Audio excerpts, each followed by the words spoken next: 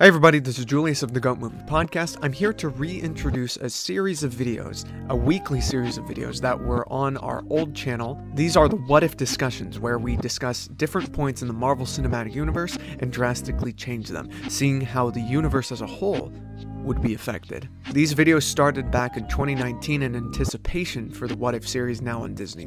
I'm joined by a variety of different guests where we talk about these different instances and scenarios. We're going to release them weekly like we did beforehand, and we hope you enjoy them. Obviously, a lot of these discussions became episodes, so it's going to be fun to compare and contrast then to what we have now. Enjoy the content, the conversation, have a good one, stay safe, and goodbye. What's happening, everybody? My name is Julius. I'm Justin. Justin, guess what? What? What if, actually? That's what we're talking about. What if? And the question for today, as we continue our marvelous multiverse what if journey, Say it, brother. is what if Doctor Strange never broke his hands? Okay, so for some setup, okay? Stephen Strange is he's a brain surgeon who is very egotistical, very rich, very confident and ego-driven, and he's just an asshole. I mean, it's as simple as it gets. He's like for me, he's like a worse version of Tony Stark.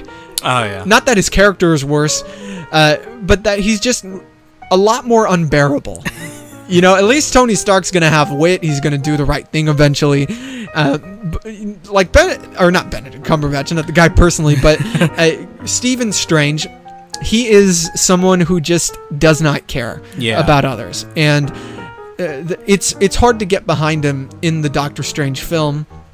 At first, obviously, you know, it's someone who goes through humility to achieve heroism. But at the beginning, he's just completely unlikable, and it's hard. Yeah, he's a dick. And when he's on his way to some sort of conference, some speech he's going to give about medical bullshit, he's in a car accident, and he crushes his hands, which are the tools of his craft. You know, they are the key to him being a brain surgeon. It's very clear that he needs them to continue his work. So what he does is he spends all his money, all his time, all his energy into finding the cure for his broken hands. And he eventually, in the film, goes to this place called, what was it? It's not. What do you know what it's called? Kamartaj. Yeah, Kamartaj. In Tibet. And he meets up with some sorcerers to help him achieve a new level of spiritual existence. And they, you know, make him a better person. He learns magic. It's all that good shit. But what we're talking about now is if he never got into any of that. Yeah, never any of that. He made it to that conference. He continued being some sort of surgeon, or not some sort of, he is a surgeon. But what do you think would have happened if he kept to his douchebagginess? You know, dude, I don't think I don't think the Earth would have been there for that long, because like Dormammu, he was all over that shit. Okay. Yeah. And he was all over it. Yeah, and going based off of like the Ancient One's kind of like time, because her time was ending. Yeah. She couldn't go past any further of that specific time. Like here's what I could have seen. Okay, like I'm pretty sure we still would have gotten the events of Infinity War, right? And without Strange there, with the Time Stone, then like that just leaves like the whole universe like up to bait. Like, okay, here's the Time Stone. I'm gonna get it, beat the crap out of these sorcerers. All right, snap. It's probably quicker for Thanos to get all the stones. Hell yeah, very very quick, and not just that. It's just like without Strange or like the Sorcerer Supreme, like Earth's just like open for all these like multiversal threats, because all these assholes. Yeah, like this guy, Doctor Strange, he gave us the multiverse. Yeah, like he was like the first movie that gave us the multiverse in the MCU, right? Yeah, like if without that, then there would have been no multiverse. There, well, there would have been. Well, I guess the movie did just shed more light into the multiverse, because there are plenty of different ways to do it. Obviously, the Ancient One has a lot of experience with it. You know, she's even siphoning off energy from Dormammu in the film. You know, so that's obviously a big problem for this world. Yeah. But what else were you thinking? Well, okay, I'll say this. Like, Yeah. I'm pretty sure like the time stone would like also play like a major role, because once Thanos, like, you know, he like snaps his fingers and shit like that, and then he snaps his fingers again to destroy the time stone, then really there's no one in existence who would really know much about the time stone and really what the hell it's capable of, because I'm thinking right now this guy's the only dude that really knows like how the power sorry, not the power time stone. How the time stone works, like what's it do and what it's really capable of when it's combined with the other 5 Infinity Stones. Yeah. You want to hear something really trippy? I want to hear it. Okay. So, let's say that all the events happen without Doctor Strange and everything, and the Ancient One, let's say she lived, you know, in the film, the events. She could have, and this isn't, by the way, my idea. This is something I just thought of because of what you were talking about. I have my actual idea later. But, the Ancient One does eventually beat Dormammu, right? Let's say. And then she's the Sorceress Supreme. Yeah. That has to fight with the Avengers and everything. But then they fail. And Ancient One, she looks through time, and she sees that the only way for everything to be okay in the future with Thanos and everything, the only way it can work is if this guy named Stephen Strange becomes the Sorcerer Supreme, this random surgeon. And she's at the point of Infinity War or Endgame or whatever the hell, and they're all losing, and she uses the Time Stone. She gets it back, but she reverses time in the way we've seen it reversed, and she reverses it to the point of the crash. And she's the one who caused the crash, and that's what affirms her belief. He's the best of us. He's the one who... So this could have very well have happened in the multiverse. This what you're talking about could be the reason why he does eventually become the Sorcerer Supreme and save everything. That's right. Isn't that trippy? That would have been trippy. I would have liked to see that. Yeah, by the very end, Ancient One's like, "Oh shit, we need him." I would have liked to have seen like Strange. He actually finds out about this shit. Like, you prevented a future from happening, but I mean, why'd you have to destroy my hands? I would have liked like a really legit, like impossible answer, from her. It's like, I destroyed your hands because they needed to be destroyed. You needed to become a better man to save everything. Damn, dude. I mean, that guy's the key. Okay, he's the key. Like, I mean, sorry that your hands got broke, but dude, like, you're the key. All right, suck it up. We need it, bro. We need it. Dude, that's crazy. That would have been really trippy. I want that as an episode. I'm not even playing around. Shit. That would be amazing. Wouldn't that be a sick episode? That would have been sick. If it's like about Ancient One being the Sorcerer Supreme throughout the MCU, she's at the Endgame battle and everything, and then she realizes, I'm not the Sorcerer Supreme. It's him. Who is this guy? Dude, that would be... Oh, God. That'd be fucking amazing. I want that. That's canon to me. Okay? I guess you could still get a version of that, like, what, in the multiverse of madness, I guess. That'd be cool. I would like to see that. That movie better do some crazy shit. I guess that would, like, put into more character development. Absolutely. It would bring a new sense of purpose, which, I mean, it would only amplify it, you know? Yeah. Holy shit. Okay. Here, could I get into my idea? Go ahead. Or before I do that, did you have anything else you wanted to bring up? Oh, no. No, just... No, go straight to it. Doctor Strange for the win. He's a beast in Infinity War, by the way. No, yeah, he is. What the Are you hell? kidding me? We got fucking comic book Strange right there, okay? That's true. So what we're going to do right now, let me tell you what I was thinking. Do it. I love the underdog story, okay? So Doctor Strange, he never broke his hands. He never got into some crazy car accident. He made it to the whatever he had to make. So eventually the Dark Dimension almost destroys the Earth. That is what happens in the film.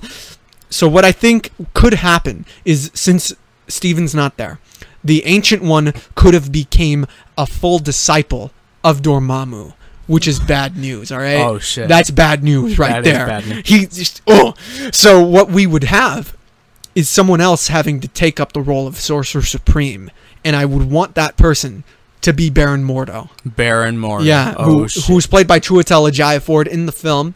Really cool character. There's a lot of great potential with that character, and I hope they push it in the next film.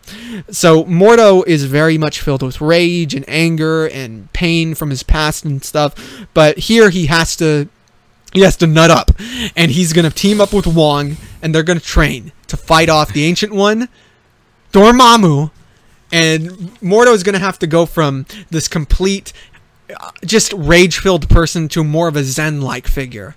And it's going to be really inspirational. It's going to be like Creed, if you've seen that film. You know, the way that he has to push through his rage to become more of this Muhammad Ali of a boxer. You know, basically, that's what we're doing with Mordo here. That's right. And what happens is that he could, after beating and saving the day from Dormammu and the Ancient One, is like, oh shit. So what's gonna happen is that he's gonna meet up with the Avengers. He's gonna be like, look, I'm the Sorcerer Supreme, all right? I'm here to save the day. And the thing about Mordo is that I think he has the potential to be a better Sorcerer Supreme than Doctor Strange. Really? Yes, I do. And can I tell you why? Go ahead. It's because he has a ridiculous amount of will, passion, a very interesting sense of right and wrong. It's very black and white to him, which could be a detriment, but I think that in the right context, with the right push and the right guidance by someone like Wong, he could be one of the best superheroes ever. You know, he really could be, and that's what makes him a great villain. That the fact that he could easily be a hero, that is one of the most amazing parts of his character. That's right. You know, and that's as far as I thought until we started talking about that whole trippy shit. So what do you think about that? What would you want to see? Damn. I think I liked Mordo's his redemption. Yeah, redemption. Yeah.